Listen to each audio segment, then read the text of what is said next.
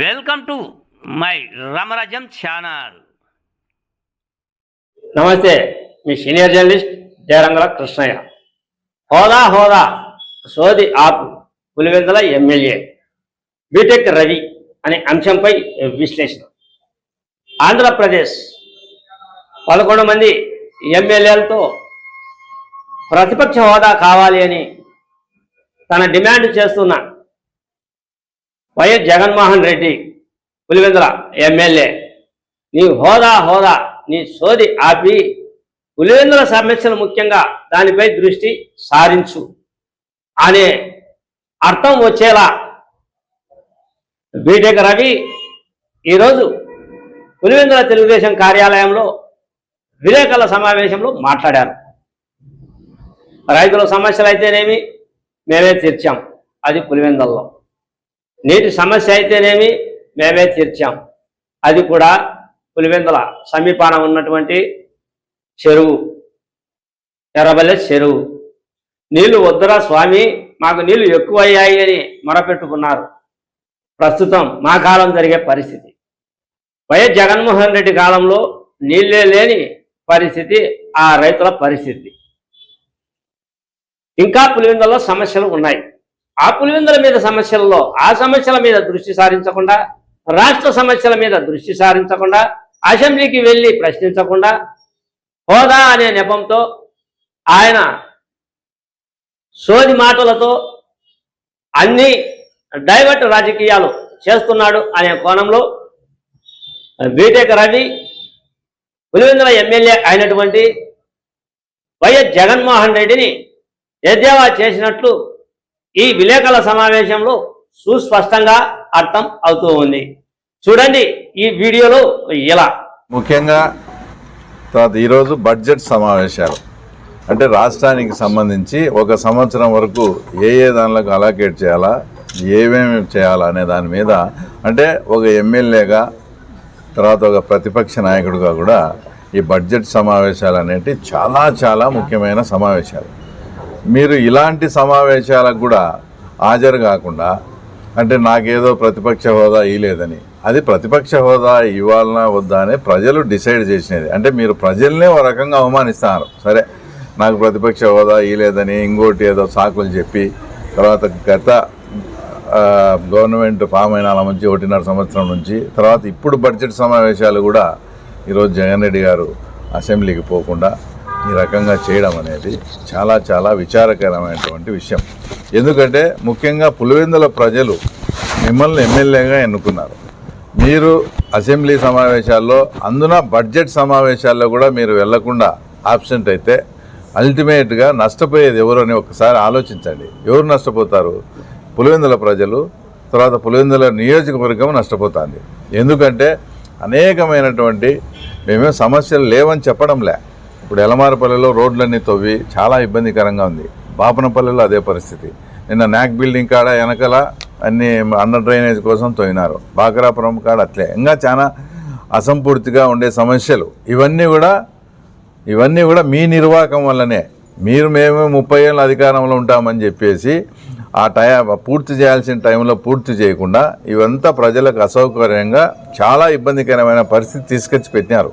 మేము మా వంతు కృషి చేస్తున్నాం. మేము కూడా తొందరగా ఈ కంప్లీట్ చేయాలని కూడా చూస్తున్నాం. కానీ మాకన్నా నువ్వు ఒక మాజీ ముఖ్యమంత్రివి, నువ్వు ప్రజల చేత ఎన్నుకోబడిన పులివెందుల ఎమ్మెల్యే కాబట్టి మా పులివెందుల ప్రాంతంలో ఇవన్నీ సమస్యలు ఉన్నాయని మీరు అసెంబ్లీలో మాట్లాడితే వాటికి ఇంకా తొందరగా కూడా పరిష్కారం వస్తుంది. ఆ వైపు ఆలోచన చేయకుండా మీరు ఒక ప్రతిపక్ష పార్టీకి చెందిన ఒక పార్టీ అధ్యక్షుని. మీరు పులివెందుల సమస్యలతో పాటు రాష్ట్ర సమస్యలు కూడా మీరు మాట్లాడే తర్వాత మీకు రైటు, అవన్నీ మంచి ఒక అద్భుతమైన వేదిక.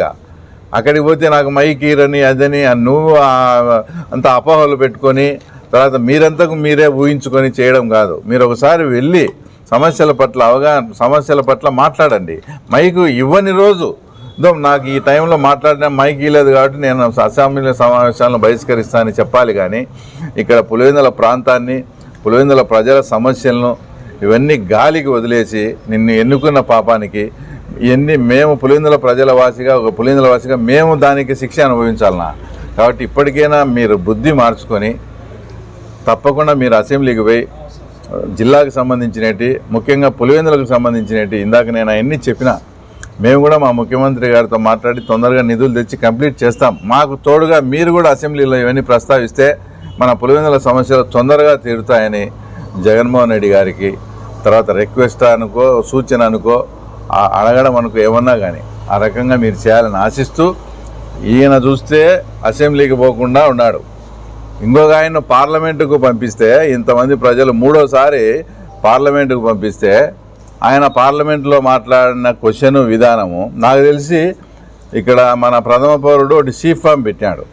ఆ సీఫ్ ఫామ్లో నాకు రేట్లు గిట్టుబాటు కాలేదు, దీనికన్నా నాటుకోడి ధరలే బాగున్నాయని ఆయన ఏమో చెప్పినట్టుంది. ఈయన పోయి పార్లమెంటులో నాటుకోడి, ఈయన చూసి అసెంబ్లీకి పోడు, ఈయన పార్లమెంటుకు పంపించి ఆడపోయి నాటుకోడి ధర. అసలు ఎంపీ గారిని ఒకటే అడుగుతున్నా, నాటుకోళ్ళు అనేది పెంపకం అనేది 80 to 90% రైతులు చేస్తారు.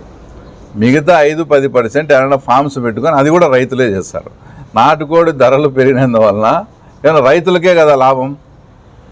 ఏమైనా ఫ్యాక్టరీ ప్రోడక్ట్, అదేమన్నా ఫ్యాక్టరీ నుంచి ఉత్పత్తి ఏటైతే రేట్లు పెరిగినాయి, మనం తగ్గియాలని మీరు మాట్లాడాలా?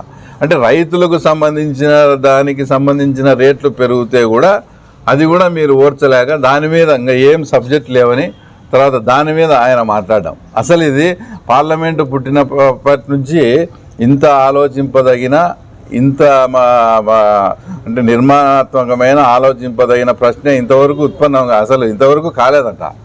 అక్కడ లోక్సభ వర్గాలు జరుగుతున్నాయి. నాకు తెలిసి బడ్జెట్ సమావేశాలు ముగింపు సందర్భంగా ఇట్లా ఉత్తమ ప్రశ్నకి ఇదే ఎన్నికే ఈయనకు సన్మానం చేస్తామని కూడా లోక్సభ వర్గాలు తెలుపుతున్నాయి. ఏమీ సబ్జెక్టు లేదని మళ్ళీ మేమేదన్నా ఎవరైనా మీకు సలహా ఇచ్చిందంటే దాని ఇంకా పెద్ద రాద్ధాంతం చేశారు. కాబట్టి ఎంపీ గారు బిఎస్ఎన్ఎల్ టవర్లు పెట్టడము, ఏదైనా రైలు ఆపడం కాదు, రైలు స్టేషన్ కాడ ఆపించడం కాదు. మీరు మూడోసారి ఎంపీ, మన ప్రాంతానికి ఏదన్నా ఫ్యాక్టరీలు కానీ మన ప్రాంతం ఏదైనా బాగుపడేటట్లు మీకు మూడోసారి ఎంపీ ఆ అనుభవాన్ని అంతా ఉపయోగించి లోక్సభలో మాట్లాడి ఏదన్నా అతను మన ప్రాంతానికి ఉపయోగపడేట్టు చేయాలని. తర్వాత ఒకటి, ఈయన చూస్తే నాటుకోళ్ళు ఇదంటాడు, ఆయన చూస్తే సీఫ్ ఫామ్, ఇంకా ముఖ్యమంత్రి గారు చూస్తే అది ఏందో పులివెందుల ప్రజలు ఎప్పుడు తినట్టు చేపలు రొయ్యలు మీకు అందుబాటులో తెస్తా అంటారంటే ఒకసారి పులివెందుల ప్రజలు కూడా ఆలోచించండి. ఎలాంటి వాళ్ళని మనం ఎన్నుకున్నాము, మనం ఎన్నుకునే దానికి వాళ్ళు ఏం చేస్తారు? ఒక ఆయన చేపలు రొయ్యలు అంటాడు, ఒక ఆయన నాటుకోళ్ళ ధరలు తగ్గియాలంటాడు, ఇంకొక ఆయన అసెంబ్లీకి పోనంటాడు, ఇంకో ఆయన ఇంకోటి చేస్తామంటాడు. ఒకసారి మీరు కూడా మనం ఎలాంటి వాళ్ళని అనుకున్నామో సమస్యల పట్ల స్పందించి చేయండి మిమ్మల్ని ఎన్నుకునే దానికి. ఇంకో విషయం, జగన్మోహన్ రెడ్డి అరటి ధరలు 3,000 పడినప్పుడు ఏమన్నాడబ్బా, 3,000 రూపాయలు టన్ను పోయినప్పుడు వచ్చి తోటలు సందర్శించి అది ఏందో పెద్ద రాద్ధాంతమైనట్టు చేసి ఏమేమో చేశా. ఈరోజు టన్ను 25,000 రూపాయలు పోతున్నాయి. దీని వెనుక మా ముఖ్యమంత్రి కానీ, కడప జిల్లా కలెక్టర్ కానీ, ఆ తర్వాత మేమంతా చేసిన కృషి అసలు మీకు ఎవరికైనా తెలుసా? ఎక్కడెక్కడ మార్కెటింగ్ ఉంది, ఎట్లా ఉంది, దాన్ని మానిటరింగ్ చేసి హార్టికల్చర్ వాళ్ళతో మీటింగ్ పెట్టుకొని ముఖ్యమంత్రి కానీ కలెక్టర్ కానీ మేము కానీ అందరం కష్టపడి ఈరోజు 25,000 రూపాయలు టన్ను పోతున్నాయి. రైతులంతా సంతోషంగా ఉన్నారు. మరి రా, ఎట్లా నువ్వు అసెంబ్లీకి పోవడం లేదు కదా, ఎటు టైం అంతా ఖాళీగా ఉంది, ఇప్పుడు రా అరటి తోటలకు వచ్చి అరటి రైతులను విచారించు, ఎంత పోతుంది రేటు, ఏమయ్యా మీరు హ్యాపీగా ఉన్నారా? చంద్రబాబు గవర్నమెంట్లో రేట్లే రావని దుష్ప్రచారం. అంటే ఒక విపత్తు వచ్చినప్పుడు ఏదైనా జరిగినప్పుడు ఆ రేట్లు తగ్గితే దాన్ని కూడా రాజకీయం చేసి వాడుకుంటారా మీరు? మరి ఈరోజు రండి, అట్లే ఎర్రబల్లి చెరువుకు రండి, పక్కన వచ్చి నల్గొండ రూపాయలు నాయన మాకు నీళ్ళు ఎక్కువైనాయి, మాకు వచ్చే నీళ్ళు వద్దని వేడుకొని ఈ బుద్ధాడు మూపించుకున్నారు. ఏదైతే మనకు వాటర్ వస్తుందో హెచ్ఎన్ఎస్ఎస్ ద్వారా మాకు వాటర్ ఎక్కువైపోయిందని మమ్మల్ని అంతా ఇదే నల్గొండ రూపాయలు ఏమన్నారు? ఎర్రబల్లె చెరువుకు నీళ్ళేనా, వీళ్ళు ఎలక్షన్ రోజు స్టంట్ చేసిపోతున్నారు, ఎర్రబల్లె చెరువు కన్నా నీళ్లు తెప్పిస్తే మేము హరిజన వాళ్ళు ఇల్లు కట్టుకుంటామని మాట్లాడినారు. అలాంటి ఆ ఊరోళ్ళే ఈరోజు వచ్చి మాకు నీళ్ళు ఎక్కువైనాయి మా ప్రభు ఎటువంటి మమ్మల్ని కాపాడండి అని అడుగుతున్నారు. వచ్చి ఎర్రబల్లె చెరువు చూడు, ఇక్కడ అరటి తోటలు చూడు, ఎంత రేటు ఉందో చూడు. ఇట్లాంటి వాటిని కూడా అంటే మీరు రాజకీయంగా వాడుకోవద్దని అందరికీ చెప్తూ, ఏదేమైనా రైతులకు అంతా బాగుంది. మరొక్కసారి జగన్మోహన్ రెడ్డికి అసెంబ్లీకి పోయి మన పులివెందుల సమస్యలు, రాష్ట్ర సమస్యలు మీరు మాట్లాడాలని కూడా ఒక పులివెందుల వాసిగా నేను కోరుకుంటాను. రైట్ మా. శనిగ ఈసారి బాగా పడింది, రైతులకు గిట్టుబాటు ధర తగ్గింది. ఇప్పుడు రైతాంగము వాళ్ళే చెప్తున్నారు, గతంలో 4 మూటలు 5 మూటలు పండేది, ఈసారి ఎకరాకు 14 మూటలు 12 మూటలు 12 మూటలు 13 మూటలు పండినాయి. నాకు అర్థమైంది. శనగ స్టార్టింగ్లో పచ్చి శనగ కూడా స్టార్టింగ్లో 5,500 అమ్మినారు. ఇప్పుడు అది క్రమేపీ 5,100కు వచ్చింది. నువ్వు అన్నట్టు ఈసారి వాతావరణం అనుకూలించి కానీ మా ఊర్లో కూడా 6-7 మూటలు 6-7 క్వింటాలు అయ్యేటి 10-11 కూడా అయినాయి. మేము నిన్ననే ఈ సమస్య వచ్చి మన రైతులకు ప్రొక్యూర్ చేసే విధంగా ఒక కట్ ఆఫ్ రేటు పెట్టి చేసేదానికి అంతా కూడా సిద్ధమైంది. అది కూడా DCMS ద్వారా ఒక మండలానికి కానీ ఒక కాన్స్టిట్యున్సీకి కానీ ఒకరినో ఇద్దరినో నియమించి వాళ్ళ ద్వారా శనగ ప్రొక్యూర్ చేసే విధంగా అంతా రెడీ అయింది. తొందరలో వస్తుంది. నిన్ననే అగ్రికల్చర్ మంత్రి అచ్చెన్నాయుడు సార్తో కూడా మాట్లాడితే నేను ఆర్డర్స్ కూడా పాస్ చేస్తాను. శనగలు ప్రొక్యూర్ చేసి దానికి అంటే దానికి మినిమం మద్దతు ధర ఎంత పెట్టాలనో అంత పెట్టి రైతులు సంతోషపడే విధంగా మేము చేస్తామంటారు. ఇంకోటి కూడా ఏంటంటే నిన్న మార్కెట్